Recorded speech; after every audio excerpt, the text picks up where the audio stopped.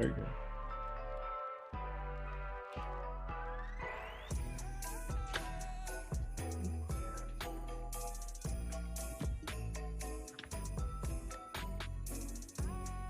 This is our Christmas beat.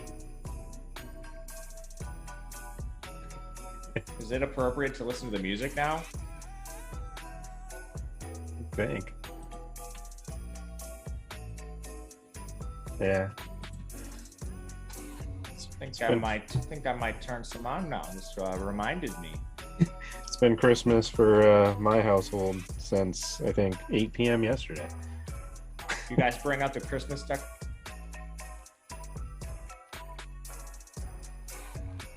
Yeah.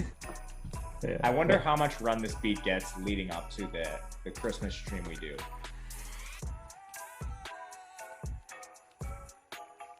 Yep.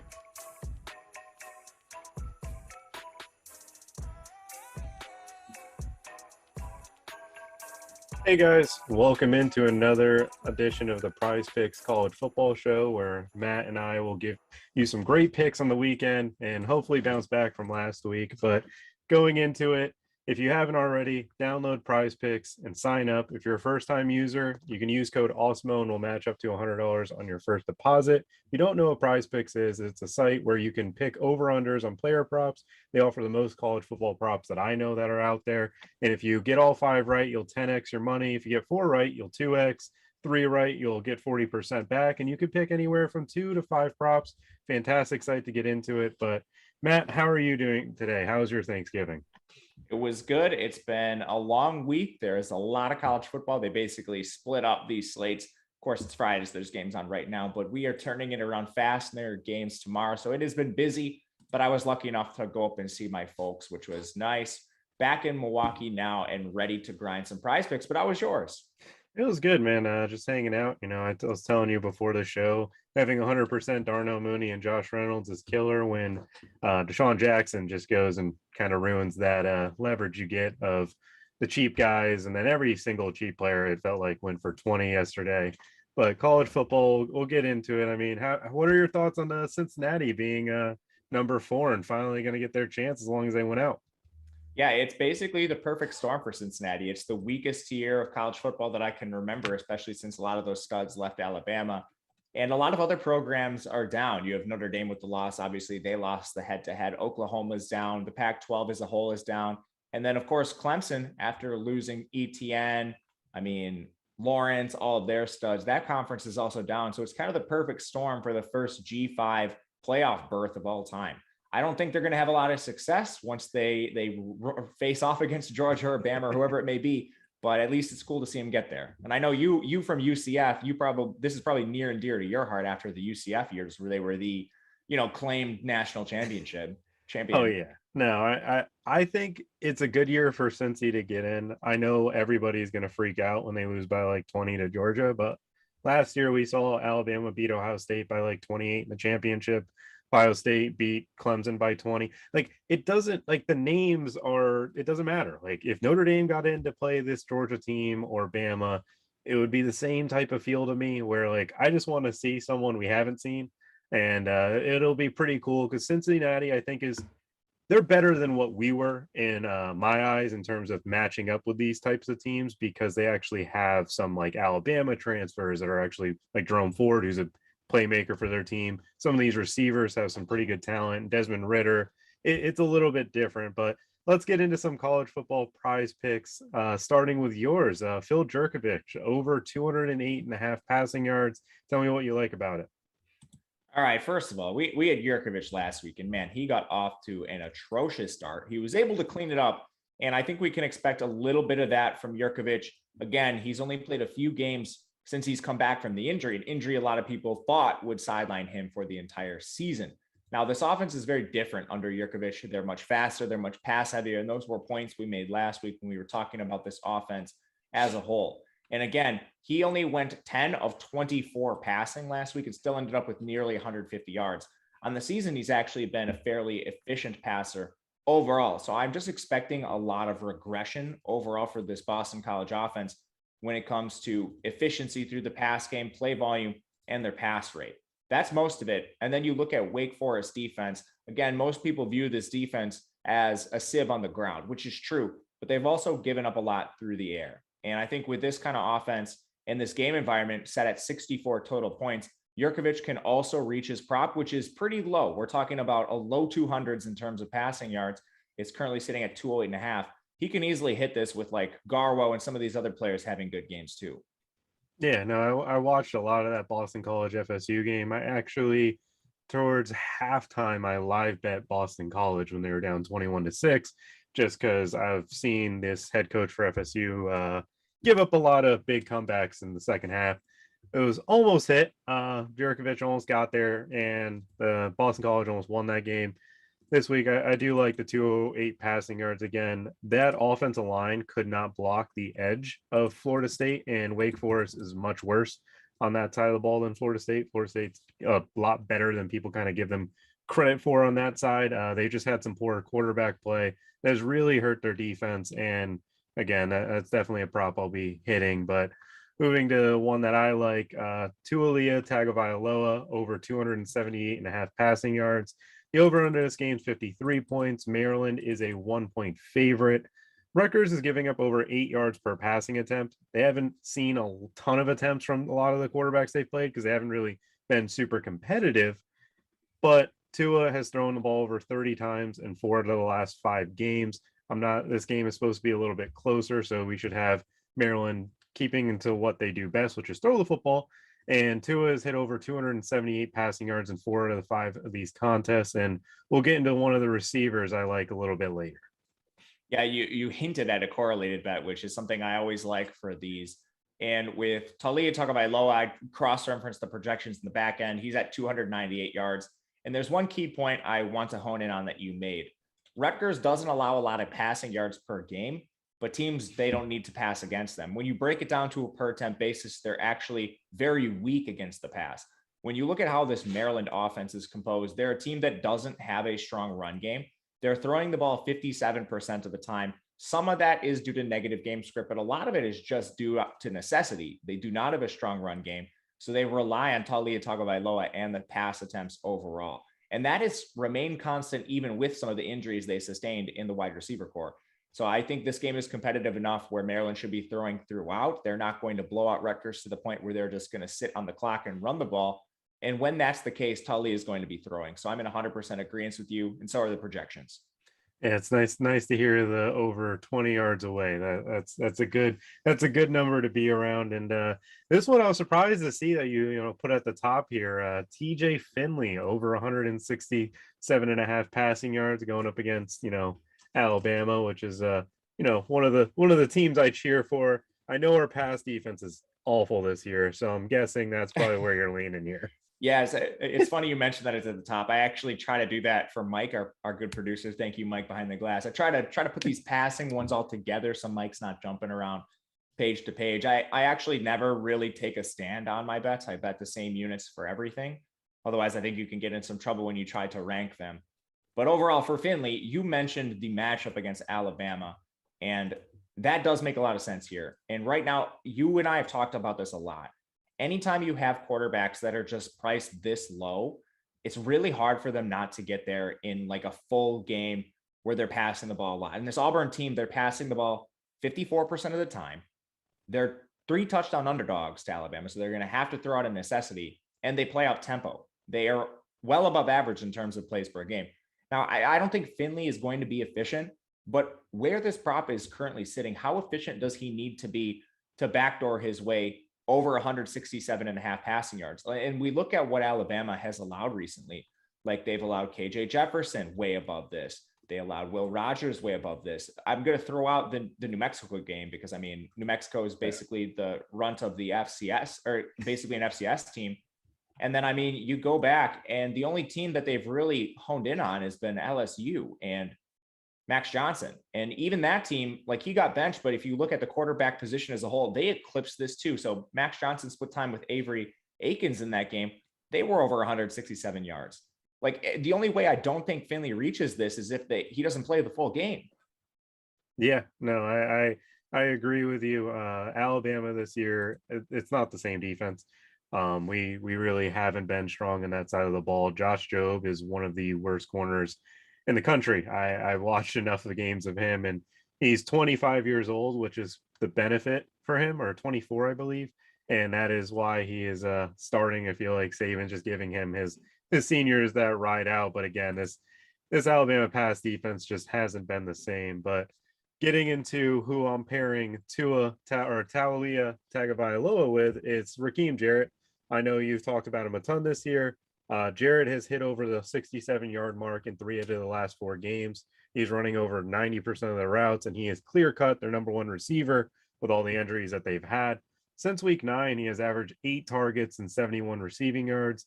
And in every game in which Rutgers has given up 20 points, they have also given up a pass catcher to get over 67 yards. I think Raheem Garrett is perfect for this prop and perfect to pair with Tua because he's going to be his key option. Yeah, 100% agreement with you. He's struggled in some times when he's had to fill in for, Jay Sean Jones and Dante Demas. And now they lost Marcus Fleming too. So he's out there. Top, like 3 of the top receivers they've used in this offense are just straight up out. Raheem Jarrett is the only consistent target getter in the offense. And if we like the Talia prop, I think Raheem Jarrett, just strictly by proxy, he's the number 1 targeted receiver on this offense. He should be somebody we consider regardless. So I'm with you on Raheem Jarrett. I think he's a sharp play to correlate here with your Talias. Yeah, I mean, again, Rutgers giving up over 8 yards per passing attempt. They've given up some 100-yard days. I'm not going to really go into the Ohio State game that they had because those receivers are in another level, but still 67.5 yards is really low for someone who averages over this since week 9, and he's going to get 8+ targets. And in each game that Tua has actually hit the over, I believe Raheem Garrett has gotten over 70 yards, 80 yards in a few of them. But getting into one of the promos we got going on, it's promo code stuffing on Awesemo. You get the Awesemo plus NFL DFS package for just $1.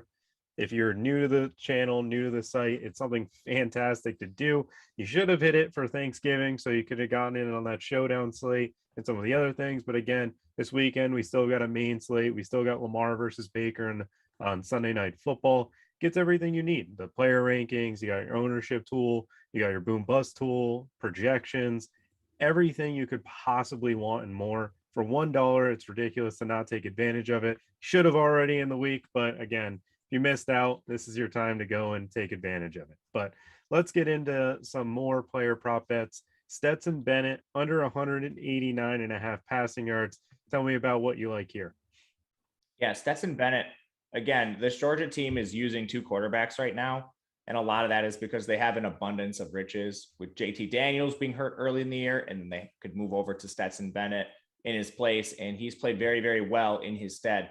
But another thing here is this Georgia team is favored by 35 points against Georgia Tech. And recently, when they've gotten games out of hand to that magnitude, they've increased the usage of Carson Beck and Brock Vandegrift. Like, these guys have also received snaps. We just saw Georgia Tech shut out by Notre Dame last week, who I widely view as an inferior defense to Georgia. So first of all, I'm not sure how this Georgia Tech team keeps them competitive. That leans more towards the running game script side of things for Georgia. And then you have the rotation. So even though this team is projected to score nearly 45 points in their implied team total, we're expecting a heavy dose of the run game and multiple quarterbacks to be used. That's a lot of passing yards projected to one individual player when multiple are going to play. Yeah, Georgia, again, they're going to be saving their, players for this Alabama game next week. That's going to determine whether or not some of the shakeup in the playoffs happens. I'm excited to take on Georgia and see what they've got, because they've been running through everybody all year long, and they don't really need to do it against Georgia Tech and air the ball out. I completely agree with the Stetson Bennett call, but moving forward to one of the guys that is on every one of our shows, and we will continue smashing the over prop, and it's Travion Henderson, over 72.5 rushing yards. The over under in this Ohio State Michigan State game is 65 points with an 8.5 point spread. The game is supposed to be a lot more competitive than what we've had in recent weeks. Henderson has had 20+ carries against Penn State and Nebraska because those games were a lot closer, while in the last 2 games where they were winning by 21, 28 points really early on, he only had 13 and 9 carries.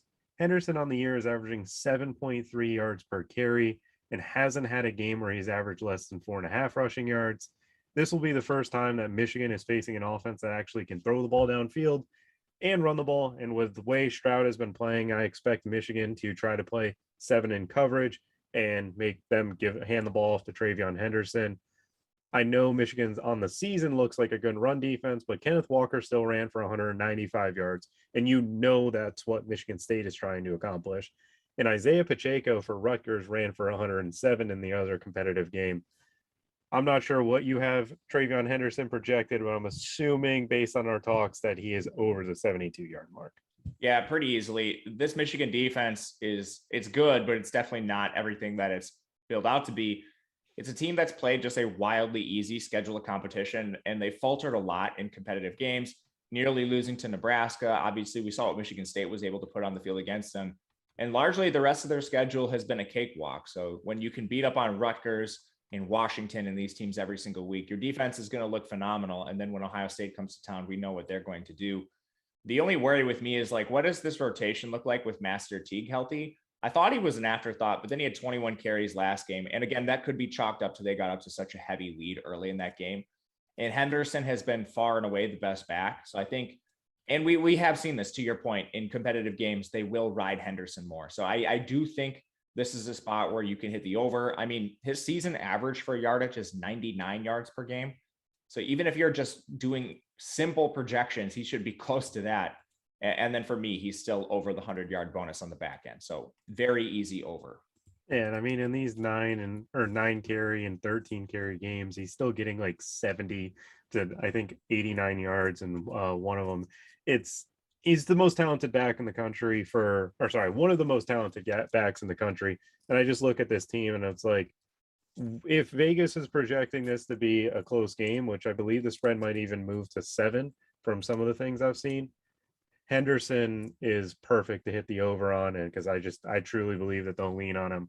But let's get into one of my last Big Ten picks of the day. Braelon Allen over 89.5 rushing yards. This is the new stud running back in Wisconsin that we're going to hear about for the next few years. He has over 100 yards in 7 straight games. He is another back that averages 7.6 yards per carry. Minnesota has been a good run defense on the year, but they haven't faced many rush offenses like Wisconsin with the run blocking that they have. Minnesota has given up 300-yard rushers, and they didn't play Kenneth Walker, and they played a split with Ohio State, and Mayan Williams still ran for 176, and I think Travion Henderson ran for 89 on like 6 or 7 carries. This is a volume play because Braelon Allen's going to get over 20 carries, and again, this man is just running all over the Big Ten as of right now. Yeah, I really want to stress something with Minnesota's elite run defense. So we'll say that in quotes. It's essentially the same run defense they had last year. Their player personnel is 1 or 2 players different. And one of the players they lost last year was Benjamin St. Juste, a cornerback. So he's not really a big factor in the run game. This team was bottom 3 in yards per carry allowed to opposing rushers last year. Same players on the field this year. Now, that doesn't mean they couldn't improve, but we look at their schedule. You broke down the Ohio State game. They play Miami, Ohio. They play Bowling Green, Colorado, Purdue. They don't run the ball. All they do is throw. They have a top 3 pass rate in the country. Nebraska, Northwestern, Illinois, Iowa, who lost 4 starting offensive linemen, and Indiana, who can't run the ball. They have not faced a good run offense since week 1 against Ohio State. It's the same thing that we talked about with Michigan. These Big Ten teams deal with wide discrepancies in levels of competition. The Big Ten West is basically like a G5 conference, like a fancy version of the Sun Belt. So when Minnesota beats up on these teams, and we see it every single year with Wisconsin, Iowa, and these defenses, they all have elite numbers, and then they face better offenses like Ohio State, or you face a Wisconsin team that has one of the best rushing attacks in the country. Like Braelon Allen should be projected well above 100 yards. He has at least 20 carries in 3 of the last 5 games, and he's not ceding any running back work. The game where he was under 20 carries, Ches Malusi was still there. Without him, we haven't seen another running back over 9 attempts in the game. There's a game with 7. And again, Wisconsin, they are only throwing the ball 35% of the time. This was pretty laughable to me. Yeah, no, if you haven't watched Braelon Allen play football, he's probably the closest thing that I feel like we have to like the Derrick Henry. or Jonathan Taylor in the NFL in college football right now, because this man is cutting in between holes. And we were talking about it before the show. Wisconsin originally had him listed as a safety and then converted him back to running back once they started having these injuries. Now that he's taken over again, he's had 7 straight games with over 100 yards rushing. And it's not like these teams aren't trying to have him, get stopped. It's Wisconsin. Everybody has the same game plan. We try to stop the run and hope that we make them throw, and Mertz can't really do it. And also, I will add, you mentioned that they played Illinois and Northwestern, who aren't good rushing teams or not as elite as Wisconsin. Chase Brown ran for 147 yards and Evan Knoll ran for 109. This prop should be, I thought it was going to be in the 111s, and then I saw you add it to the sheet. I completely missed it and had to steal it, and so we could talk about it. Yeah, dude, it's just mispriced. There's a couple like really elite rushers that have low rushing totals, and I think they're all pretty good values. Yeah, but let's get into your last pick, or one of the last picks we have here is Pat Garwo. You mentioned earlier that you have the passing attack for Boston College hitting the over, and now we got the rushing attack hitting the over. Tell us about it. Yeah, they're both really low. And the thing I want to stress with this is like the game is a 64 total. Boston College is really condensed in their opportunity share at running back. Like Garwo has had carry counts of 17, 30, 24, and 25 in 4 straight games. Wake Forest allows over 220 rushing yards per game.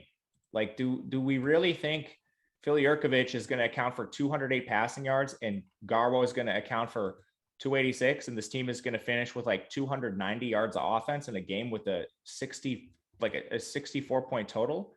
When you like run the numbers on the back end, I can tell you like what these offenses historically would project for, and it's pretty stark in terms of the difference here. So just offenses that score this many points, like we should be well in the 400s in terms of offense. So seeing this collectively at like 290 is pretty egregious. I think you could run these in different props because they're not correlated. I think you could run them together if you want because it's so far off, but like in a 64-point total and a team implied for 29 points, they should be in the 400s in terms of yardage. Yeah, no, I agree. I've seen Wake Forest, and I mean, again, I was scared. They were on the main slate a few weeks ago with Army, and I was like, yeah, there's no way. Like, it's Army, man. And they went out and scored like 110 points because they can't defend. Like, going into the game, we're playing a triple option, guys. we just have to tackle and control our gaps. And they got absolutely dominated by Army. Boston College plays a lot different than Army, but again, it's one of those teams where this game's probably going to be 40 to 50 type scoring. I know Vegas is like 64, you said, but it just feels like this is going to be a little bit higher scoring than most. The ACC is some of the defenses that you wish you could play every single week, and it's one of those upbeat type of games. But I completely agree with the Pat Garwo prop, and again, I think you should be mixing that one in. And I think instead of we have 6 props that we've given you guys, or let me see, 6? 8. No, we've 8 props that we've given you guys. So you can definitely mix and match some of these. But let's give some extra picks that we have here. Tayon Fleet Davis, under 58.5 rushing yards. You could pair this with your Maryland props. I mean, I think the offense is going to be really productive. The reason I don't like Tayon Fleet Davis is he's in a 3-way committee right now between Colby McDonald and Penny Boone. Like Tayon Fleet Davis, he's only been at 10 carries once in the last 3 games. And even last week, Colby McDonald out-carried him 18-10. And then you have Penny Boone also in the mix. Penny Boone is like a bigger back too. So he's going to come on the field for certain situations almost without a doubt. And that's going to take more carries away from Tayon Fleet Davis. So we already talked about how much we like the pass game, but with Tayon Fleet Davis, that's also a workload issue. Like guys projected for 58.5 yards that are seeing a 3-way timeshare, like those carries split 3 ways. That's not a situation I want to target. And even if you look at his season average, like 47.5 rushing yards per game for Tayon Fleet Davis, he has not been efficient when he's had more of a workload too. So we're starting to see that move towards Colby McDonald and Penny Boone. So he is somebody I like going under on. Yeah, I mean, I'll be honest, for the coaching side of things, surprised Loxie still has a job with Maryland. I I didn't know his previous coaching days, and someone pointed that out, and I'm like, how does this guy still have the Maryland job? He's like the best recruiter of all time. Yes, he is a real good recruiter, and not so good at putting a product on the football field. He has some games, but not too many. Let's get into one of the last props that you have. Wan'Dale Robinson over 79.5 receiving yards. I absolutely love Wan'Dale Robinson, the player. I'm just concerned about like how they utilize him. I know he had 137 receiving yards last weekend, I believe, correct? Yeah, I mean, like they haven't been in any competitive games recently. So they go on the 3-game losing streak, and they play Vanderbilt and New Mexico State. And we know what Kentucky's going to do when they're in those kind of games. They're one of the run heaviest teams in football. Right now, their pass rate is just at 45%. They're a little slower, but now they get an up-tempo affair against Louisville, who we know we can basically score with the best of them. And one of the weaknesses of this Louisville defense is against the pass. They allow 265 yards per game. Wan'Dale just has a ridiculous target share in the offense. So when they're in competitive games, and again, this game is totaled at 57 points. The spread is 3 in favor of Louisville, actually. So Kentucky's a 3-point underdog, which suggests they should be throwing the ball more. Wan'Dale's target share is just so high that he can naturally kind of backdoor his way above this number. And this is something we look to a lot. We typically do it with passers, but some receivers like Josh Downs, and one that we liked last week, you in particular brought this up, was Xavier Worthy. Just not a lot of target competition for him. So if the game remains even remotely competitive, like there's just no alternatives in the pass game. And when that happens, these receivers can kind of backdoor their way above their prop. And Wan'Dale's at 79.5 yards. So it's not like we're closing in on 100 here. A guy with a 40% target share should be able to eclipse that. Yeah, no, I definitely agree there. I honestly didn't know Kentucky was the underdog in that game. I might be heading to my Hard Rock Sports app to go bet that one after the show, because I know I already took it. I was like, I know you and Ben have had much love for Kentucky all year long. Yeah, they've been a nice little cash cow for us. They're been good all year. I mean, the only game that they did they cover the Georgia game? I think they covered it. They did. I bet they were a huge underdog, and they covered. Yeah. But anyways, if you haven't already, be sure to download the PrizePicks app. Use code Awesemo. Will match up to $100 in your first deposit. You can pick any 5 players, or for player props, pick their over-unders. If you get all 5 right, you'll 10x on your money. 4 right, 2x, 3 right, you'll get 40% back. You can also pick 2 to 3 players, 4 players, just as long as you have players from multiple teams.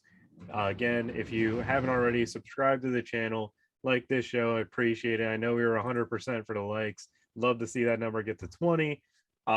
Again, coming up next, we got the NBA deeper dive and some live before lock with Eric and Greg.